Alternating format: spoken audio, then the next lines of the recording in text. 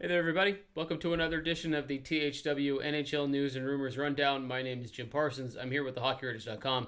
It's July 10th today. Lots to go through. We're getting real close to a very busy time of the year for NHL fans. We've got the expansion draft coming up. We've got the entry draft coming up. We've got free agency coming up. There's buyout windows that are open. There's payouts that need to be, no trade clauses that need to be waived. There's all sorts of stuff happening in the NHL right now, so there's plenty to cover, and we're going to do that right away.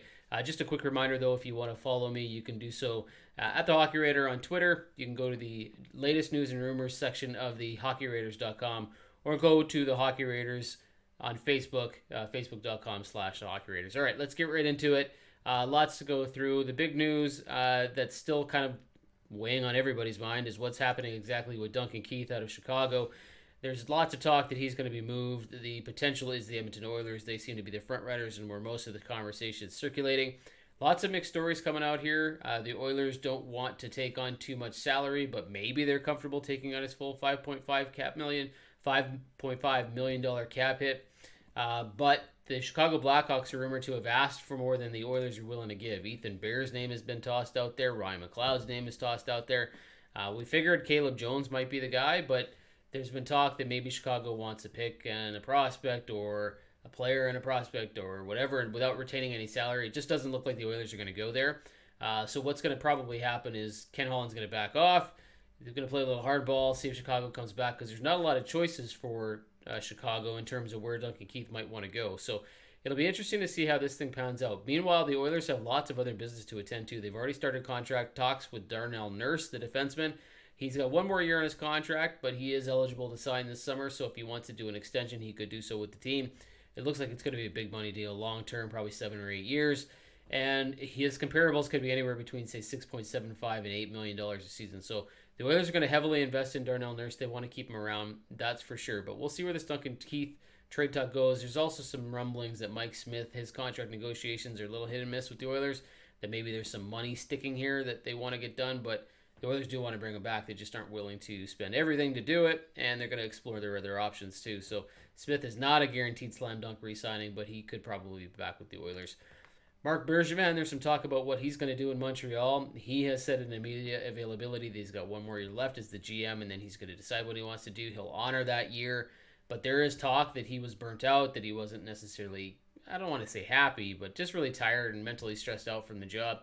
That he might move up in a different role with the Montreal Canadiens, and that somebody else might come in and take over as GM, whether that's Scott Mellanby or somebody different. But Bergevin might just do one more year here as the GM of Montreal, and in that year, he's got a lot of stuff to do. Philip Deneau is up for a contract extension. There was talk that two sides were maybe $500,000 to $700,000 apart on deals. Deneau did confirm, or there was confirmation that he turned down an extension earlier this summer.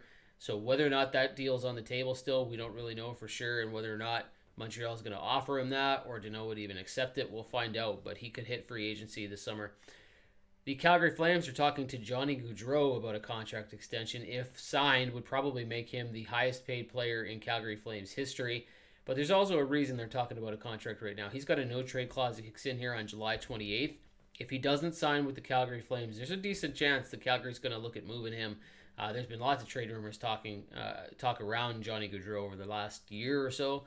But if they don't get him moved before the 28th, if they decide they do want to move him, then he's got a 5-team no-trade list that kicks in here. So they want to get everything done before then. If he stays, I think it looks like the Calgary Flames are interested in doing that. He'll probably go above Tkachuk's $7 million. And if he goes, they're probably going to want to trade him before the 28th of July.